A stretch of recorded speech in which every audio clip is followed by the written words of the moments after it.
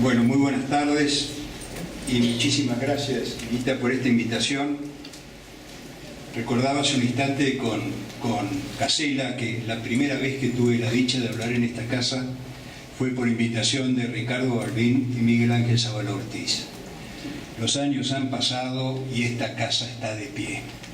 Esta casa está de pie y vibrante, porque no vibra solo en la ciudad de Buenos Aires, sino que están presentes los nuevos liderazgos que van naciendo en todo el país. Renuevo por consiguiente mi afecto cívico y mi agradecimiento, y lamento tener que hablar después de estas dos excelentes exposiciones, querida amiga Liliana Herritz, Luis Tonelli, otro amigo más joven, de modo tal que algunas cosas que diré entiéndanlas como si fuera subrayar con énfasis algunos temas que considero cruciales para el presente y el futuro del país. Cuando Lita me pidió el nombre de esta exposición, el título, yo pensé en proyecto y experiencia de la democracia. La noche más venturosa de mi vida desde el punto de vista cívico fue aquella noche de octubre del 83. Era una noche de pura promesa, donde lo que queríamos en el fondo era unar varias cosas. Ustedes saben que la democracia siempre es una fórmula mixta, no anda sola. Necesita contenidos y adjetivos, ¿no? Queríamos, en primer lugar, una democracia republicana, porque Alfonsín entonaba, y entonábamos todos con fervor, las estrofas del preámbulo. Queríamos dejar atrás la violencia política, se acabó la dictadura, ahí comenzó el gran discurso de la 9 de julio. Pero también queríamos una democracia con partidos políticos muy sólidos, con desarrollo económico, con pleno empleo, con justicia social y con estado de bienestar. En una palabra, estábamos soñando en aquella noche con la gran ecuación democrática de las sociedades de democracia occidental consolidadas, no en Estados Unidos, pero sí en algunas experiencias europeas que, por otro lado, Raúl Alfonsín conocía espléndidamente bien. Tuve el honor de participar en 2 seminarios en aquellos años, allá por los años 80, 81, en países europeos, donde veíamos esa realidad. Ahora, aquí evidentemente nos damos cuenta de la extraordinaria o del extraordinario desafío que propone una democracia. Fíjense, combinar y realizar estos valores en una determinada circunstancia histórica. Entonces hubo frases por ahí un poquito despreciativas que consideraban a la democracia como una forma de gobierno pura, una pura forma de gobierno, sin contenidos de bien común, que hasta con sorna subrayaban aquella frase de Alfonsín que decía: con la democracia se come, se educa y se cura. Me acuerdo que en un debate en aquella época le respondí: miren, está diciendo con palabras muy directas y muy entendibles lo que es la definición de una democracia contemporánea, una democracia con necesidades básicas satisfechas. Eso es la democracia que se buscaba. No se buscaba una democracia de plena igualdad. El horizonte era la convergencia de la libertad y la igualdad. Y para llegar a ello era necesario instituir por lo menos esa democracia, como la llamó Arón en la década del 60, de necesidades básicas satisfechas. Este fue el proyecto esquemáticamente reducido, había mucho más, pero al menos era mi perspectiva de aquella noche. Y la memoria, ustedes saben que a una determinada edad ya empieza a fallar, pero en fin, yo creo que estaba ahí el gran proyecto. A partir de ahí es la experiencia. Y yo creo que aquí lo ha dicho Liliana, también lo ha subrayado, lo ha insinuado Luis, el hecho de la experiencia, las nuevas generaciones no lo viven con la intensidad con que la vivimos nosotros, pero nunca en la historia del país ha habido 30 años de experiencia democrática. Yo creo que uno de los grandes legados de Raúl Alfonsín es precisamente eso, haber dejado en la Argentina la semilla de una experiencia. Y no hay análisis histórico, no hay análisis político, tampoco hay programación de políticas si no se tiene en cuenta este gran hacedor de la historia, que es la experiencia. Nunca tuvimos una experiencia análoga, ni durante el primer periodo radical de 16 al 30, ni durante el periodo trunco, ahora se lo llama democrático, yo creo que fue democrático de origen, pero no de ejercicio, como el del 46-55, y ni que hablar de los episodios que vinieron después. Sobre esa experiencia, yo me voy a permitir dejarles a ustedes como tema de reflexión dos perspectivas. Una primera perspectiva que tiene que ver con el régimen político concreto que estamos practicando en nuestra democracia, y una segunda perspectiva que tiene que ver con las relaciones entre el Estado y la sociedad. Querida Liliana, voy a ser comentarista tuyo en muchos aspectos. Miren, ¿qué pasa con el régimen político argentino? El régimen político argentino en este momento no está bien. Hay que decir las cosas con claridad. Porque en el proyecto del 83, la concepción era una democracia republicana. ¿Y qué es una democracia republicana como lo acabamos de ver hace un instante? Es una democracia desde el punto de vista institucional basada en reglas que aceptan todos los agentes que en ella intervienen y en controles recíprocos. Es la soberanía del pueblo limitada por una constitución que se acata y no se manipula. Las instituciones son el marco de la vida ciudadana, no son el instrumento de los que mandan. Esta es la idea fundamental, que no era solamente la idea de Alfonsín, es la idea que había hecho suya el radicalismo desde la década del 90 del siglo XIX. He pasado largos años de mi vida estudiando los orígenes del radicalismo y la semilla evidentemente está ahí. La semilla evidentemente está ahí. Pero desde el momento mismo en que comienza la presidencia de Alfonsín, esa presidencia es acosada por un pacto militar sindical objetivo. ¿Recuerdan ustedes que en la campaña electoral Alfonsín denunció un pacto militar sindical? Ese pacto militar sindical reapareció con condiciones objetivas en una política sistemática de acoso. Muy bien retratada, creo yo, por las memorias de Horacio Jaunarena, cuyo título es La casa está enorme.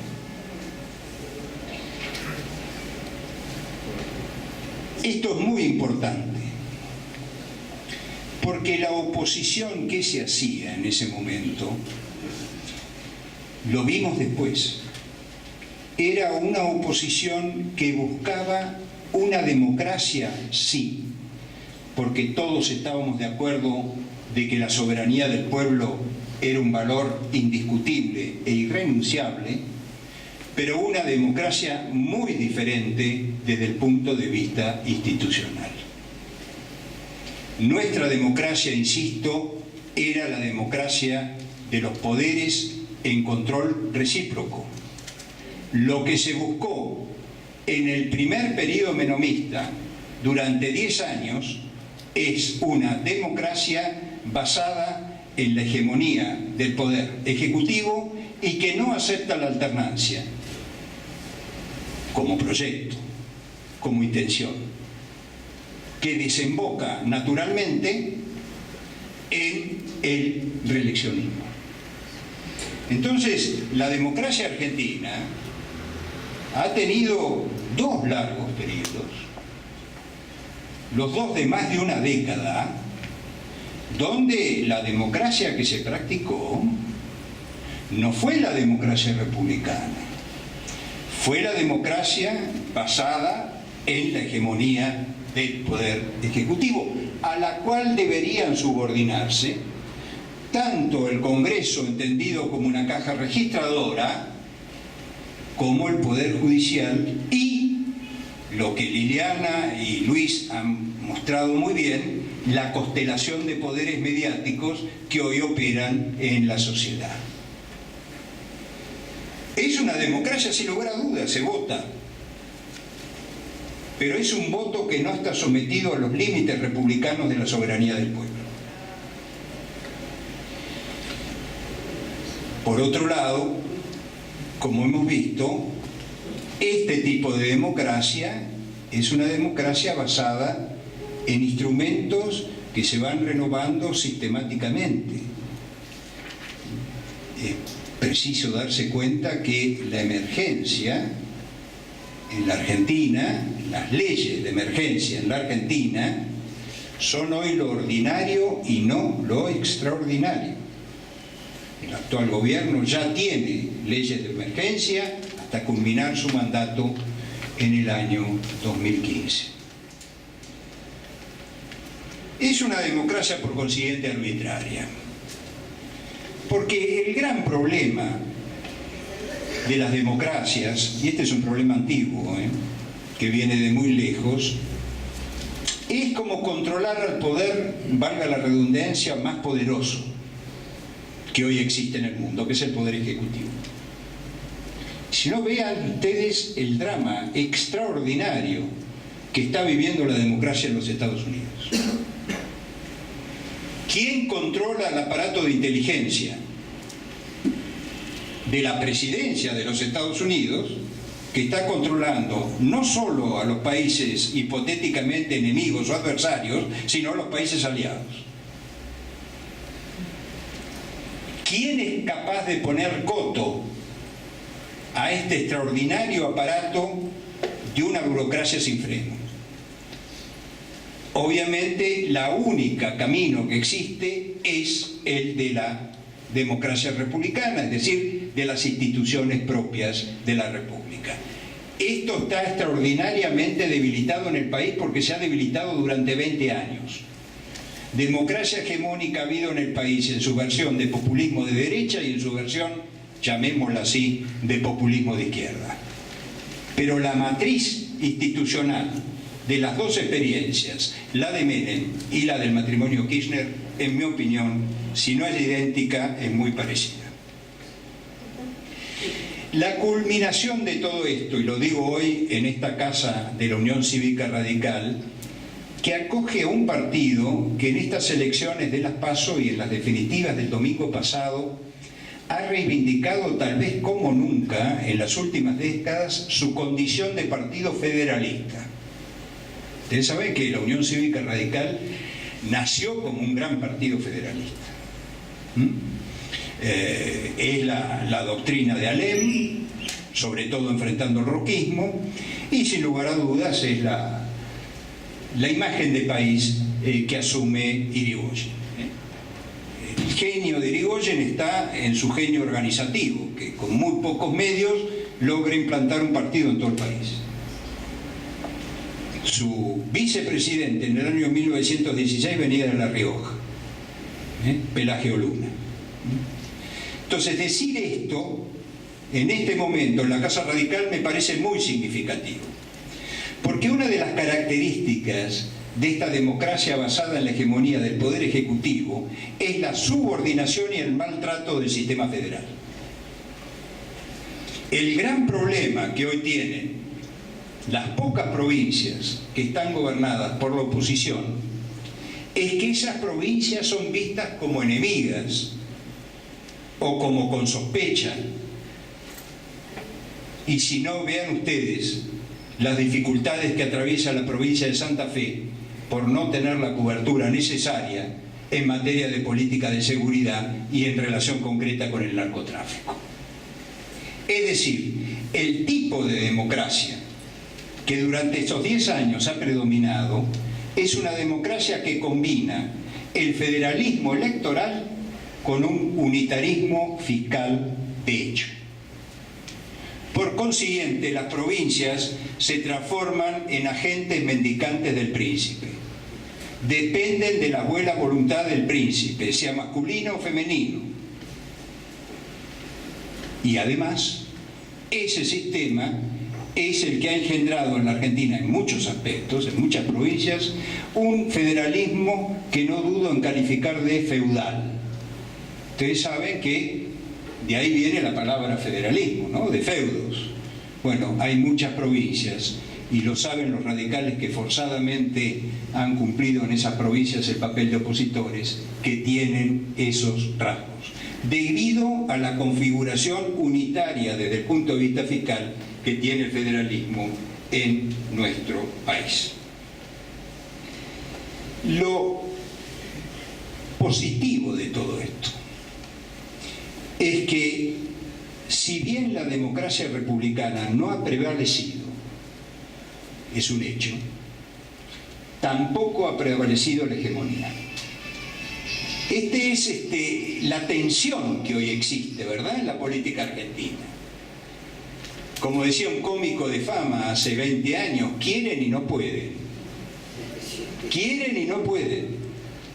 Ese no poder, también subrayado por Liliano y por Luis, es efectivamente que esa pluralidad espontánea que existe en la sociedad argentina se expresa a través del voto y dice que no. Pero cuidado, una cosa es tener una democracia electoral de carácter negativo y otra cosa es tener una democracia electoral de carácter positivo. Hemos dicho que no.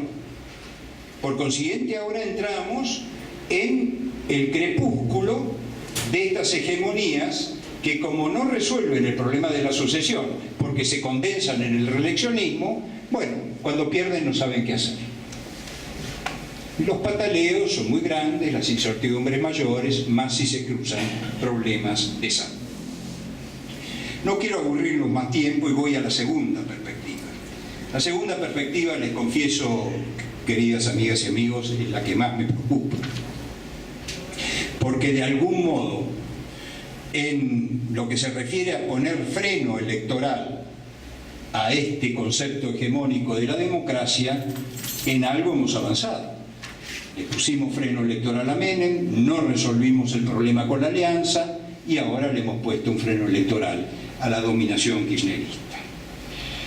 Pero, junto con el régimen político, en cualquier democracia del mundo de hoy hay un Estado. Y el Estado en la Argentina es un Estado mucho más complejo que el Estado de Uruguay, el Estado de Chile o aún el Estado de Perú. Nuestro Estado es un Estado federal, de modo tal que cuando hablamos de Estado tenemos que hablar de Estado en plural. El Estado de las provincias, como bien señaló Tonelli, el Estado de las intendencias, muchas de ellas más grandes en el conurbano que algunas provincias argentinas, y desde luego el Estado nacional.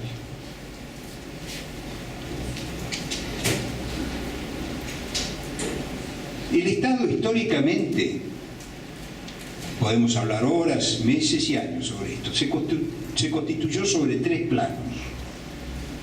Sobre tres planos. El primer plano, sin el cual no hay Estado posible, es el plano de la seguridad. Si el Estado no garantiza seguridad y protección a la vida, eso se dijo en la teoría política desde el siglo XVII, no hay en rigor Estado. Por supuesto que este es el piso mínimo sin el cual hay que construir, no se puede construir ni la ley, ni las instituciones, ni los bienes públicos. Pero ese Estado no solamente garantiza la seguridad, sino que garantiza la vigencia de derechos para todos.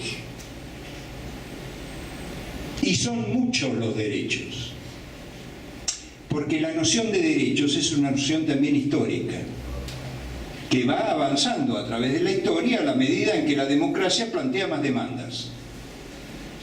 De los derechos civiles a los derechos políticos, de los derechos políticos a los derechos sociales, de los derechos sociales a los nuevos derechos en cuanto al género, en cuanto a la ecología, etc. El mundo contemporáneo es el mundo de una gran demanda de derechos. El problema es cómo traducir esos derechos en instituciones efectivas y en obligaciones ciudadanas para que esos derechos tengan vigencia. Y el tercer nivel del Estado, que ya estaba previsto en germen en 1983, es un Estado que garantiza políticas públicas sustentables y duraderas. Lo han dicho ustedes dos y lo repito ahora con énfasis. Políticas públicas sustentables y duraderas. ¿Qué significa eso? Que las políticas públicas trascienden los episodios electorales y aún los episodios de una presidencia. Enlazan diferentes gestiones gubernamentales. Y esto lo pude ver con mucha claridad allá por los años 1984, 85 y 86, cuando los chilenos del centro a la izquierda discutían la política de concertación. Y a mí me impresionó, tal vez les sea de interés esta anécdota, que lo que primero discutían no era tanto el marco institucional de la democracia con la cual todos estaban de acuerdo, sino las políticas públicas que iban a llevar adelante los 3 o 4 partidos que en ese momento estaban pactando la concertación. Entonces las discusiones eran muy, ¿cómo les diría yo? Muy prolijas, muy detallistas. ¿Y por qué eso ocurría? Porque los que estaban concertando eran partidos políticos, no eran celebrities o personalidades. Por cierto, había liderazgos en esos partidos políticos, pero yo les aseguro que los que armaron esa concertación hoy no son tan conocidos como los que después ejercieron la presidencia de Chile durante tantos periodos. Entonces, estos 3 niveles del Estado, seguridad, vigencia de derechos y políticas públicas, están muy mal. Y sobre estos 3 niveles del Estado tiene que trabajar nuestro espíritu constructivo. Está mal el plano de la inseguridad. Está mal el plano de la inseguridad porque la inseguridad es tributaria de un Estado ineficiente, ineficaz, herido por la corrupción, y es resultado también no de la pobreza. Esto está bien probado en estudios empíricos. La inseguridad es resultado de las desigualdades, de la percepción de la desigualdad. Comparen lo que era la diferencia entre los ingresos en el año 1983 o 1986 y ahora. Comparen el crecimiento de las villas miserias en las megalópolis de 30 años atrás. Comparen, y lo que van a ver realmente es un fenómeno de degradación muy marcado, acentuado por el hecho de que la Argentina no ha logrado contener un dislocado proceso de urbanización. Este es un fenómeno de toda América Latina. Hay provincias argentinas donde la mitad de la población está en la capital.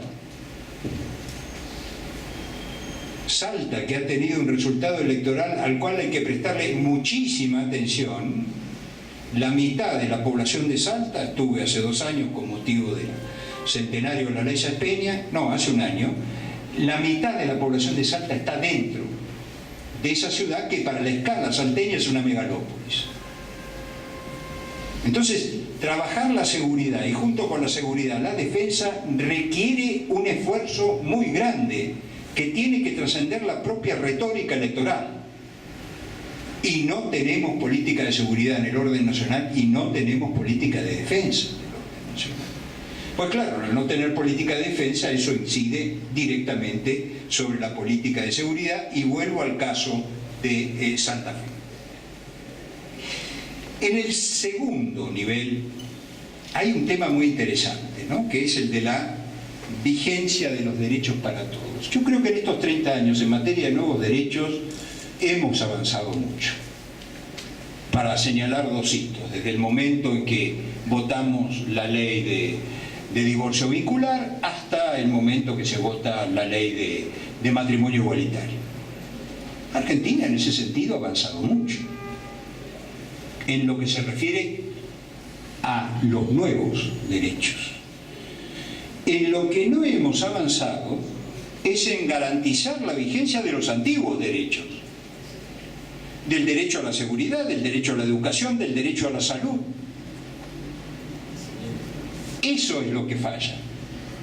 De modo tal que no hemos logrado una superposición virtuosa de derechos, sino que vivimos en una situación de contradicción. Y por fin, no quiero abundar en ello porque el tiempo se me escapa, el Estado no es garante de políticas públicas. Miren, desde el origen mismo de la tradición republicana argentina, no se concibe la república sin un programa de progreso. No se concibe la república sin un programa de progreso. En la Constitución de 1853, a diferencia de la Constitución de los Estados Unidos, está escrita, que se mantiene, por otro lado, gracias a que Alfonsín mantuvo intacta la vieja Declaración de Derechos y Garantías en la en la Reforma del 94, hay una cláusula de progreso que dice que la Argentina tiene un propósito, no solo de instaurar bienes públicos básicos, como puede ser el derecho a la vida, sino de instaurar bienes que sean capaces de promover una vida mejor. Esto significa desarrollo económico, esto significa desarrollo con equidad, y esto significa fundamentalmente ponerse de acuerdo en lo que hay que hacer. Y lo dijo Liliana, hay tres políticas de la vieja Argentina que Irigoyen no tocó. Al contrario, las mejoró y las presentó cuando llegamos a practicar la primera democracia. Una política de inmigración, una política de educación y, oh nostalgia, una política de transporte. Los primeros ferrocarriles que empezaron con Mitre terminaron en el año 1929, inaugurados por Irigoyen en lo que hoy es un tren turístico. Fíjense la declinación. Un tren turístico era el tren que vinculaba Argentina y el norte de Chile, que hoy llamamos el tren de las nubes. ¿Por qué tuvimos eso y por qué recordamos ahora con nostalgia aquella Argentina de los ferrocarriles? Porque nadie dudaba que esa política debía mantenerse en pie, acentuando por otro lado el papel que le competía a los ferrocarriles del Estado en aquellas zonas donde el ferrocarril no era comercialmente rentable. Y entonces ven ustedes que el tema de las políticas públicas debería ser una de las grandes banderas en las concertaciones que el radicalismo tiene que llevar adelante, y tiene que llevar ofertas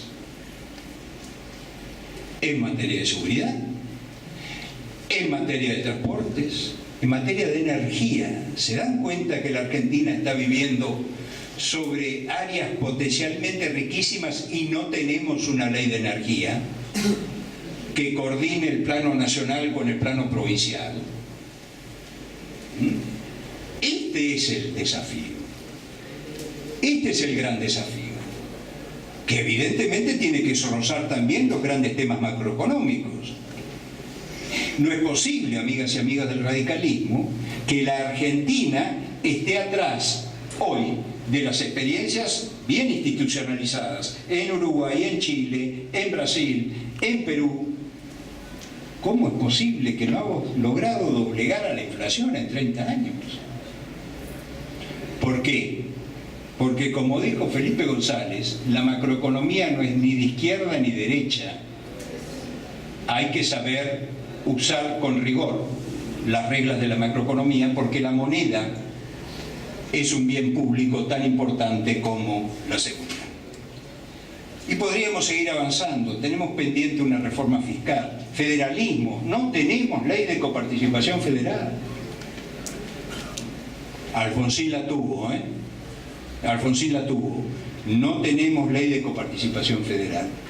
Y lo que es más grave, recuerdo aquel año estelar en que Raúl Alfonsín, Julio María Sanguinetti y José Sarney pusieron en marcha el Mercosur. Hoy el Mercosur como modelo de integración, se los digo técnicamente, no existe. Concluyo pues que el panorama no es para optimismo fácil, ¿verdad? ¿Qué pasó? ¿De quién se ríen, de él o de mí?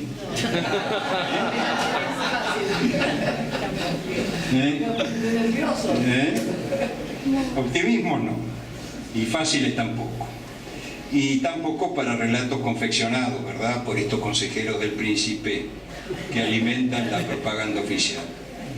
Pero en realidad yo creo que hay dos cosas que ya han sido subrayadas por mis antecesores en el uso de la palabra que vale la pena recordar. Una es que la democracia está para quedarse definitivamente en la Argentina, en la medida de la limitación de las cosas históricas, ¿no? Pero realmente la instauración de la democracia tiene un potencial de duración muy grande. Y la otra es el resorte de la política del consenso. No quiero abundar más en ello, pero es muy importante levantar la idea del consenso en momentos en que durante 10 años tuvimos que soportar grotescas teorías políticas, porque esa es la palabra que les cabe, basadas en la dialéctica del amigo y enemigo. Digo grotescas teorías políticas porque evidentemente el teórico político que inventó eso no pensaba en la democracia sino en un orden autoritario, lo cual es archisabido para los que hemos explorado durante unos años estos temas. Es decir, que la Argentina tiene que volver a una política de la amistad civil, que no significa una política de unanimidad, que no significa una política que no tenga en cuenta el conflicto, porque el conflicto es propio de las sociedades democráticas, pero una política que efectivamente busque acuerdos y concertaciones con aquellos sectores más afines al radicalismo. Esto implica reforzar la identidad partidaria y recordar dos textos que me parecen importantísimos de Alfonsín. Uno lo ha hecho obviamente Liliana Herrís, que es un libro que habría que volver a leer, Democracia y Consenso. Y otro es un libro que es muy caro a mi inteligencia, a mi corazón, es el último libro de Alfonsín, que se llama Fundamentos de la República, un libro denso, importante, que demuestra la vitalidad intelectual de un hombre de Estado. Y ahí van a encontrar ustedes cuáles son las líneas maestras del consenso. Es el acuerdo en lo fundamental de la República, pero también el acuerdo en lo programático de la República, en las políticas de Estado. Y por fin este texto con el cual cierra Raúl Alfonsín, ese libro sobre fundamentos de la República Democrática. Dice Alfonsín: vivir en una república es lo mejor que hemos hecho los argentinos. Muchas gracias.